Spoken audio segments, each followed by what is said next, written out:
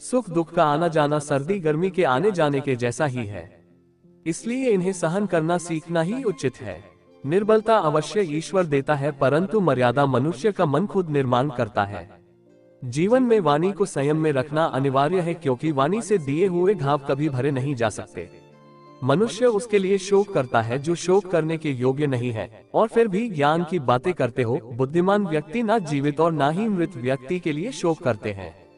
मैं हमेशा तुम्हारे साथ और तुम्हारे आसपास रहता है, चाहे तुम कुछ भी कर रहे हो। जो हुआ अच्छा हुआ, जो होगा अच्छा होगा। स्वयं को मुझ पर छोड़ दो, अपने कर्म पर ध्यान दो। कर्म ऐसा जो स्वार्थरहित पापरहित हो। जीवन में समय चाहे जैसा भी हो, परिवार के साथ रहो।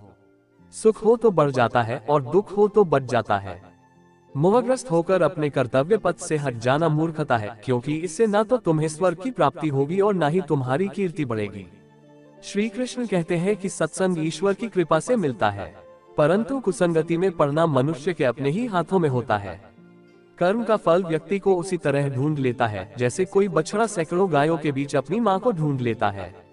इस संसार में कुछ भी स्थायी नहीं है। मैं सभी जीवों में विद्यमान हूँ। मैं चींटी में भी विद्यमान हूँ और हाथी में भी विद्यमान हूँ। मेरे भी कई जन्म हो चुके हैं, तुम्हारे भी कई जन्म हो चुके हैं। ना तो मेरा अंतिम जन्म है और ना ये तुम्हारा अंतिम जन्म है। व्यक्ति कर्म करने से कभी छुटकारा नहीं पा सकता है, इसलिए तुम्हें हमेशा कर्म करते रहना चाहिए, क्योंकि कर्म के बिना तुम्हारे शरीर का निर्वाह भी नहीं हो सकता है। परिवर्तन ही संसार में स्थायी है, इसलिए परिवर्तन से भयभीत नहीं होना चाहिए। जो लोग दूसरों की सहायता करते हैं, ईश्वर उनकी सहायता करते हैं। जब ये संसार ही स्थायी नहीं है, तो इस संसार की कोई वस्तु कैसे स्थायी हो सकती है। आत्मा शरीर को वैसे ही छोड़ देती है, जैसे मनुष्य पुराने कपड़ों को उतार कर नए कपड़े धारण कर लेता है। मन शरीर का हिस्सा है। सुख दुख का एहसास करना आत्मा का नहीं, शरीर का काम है।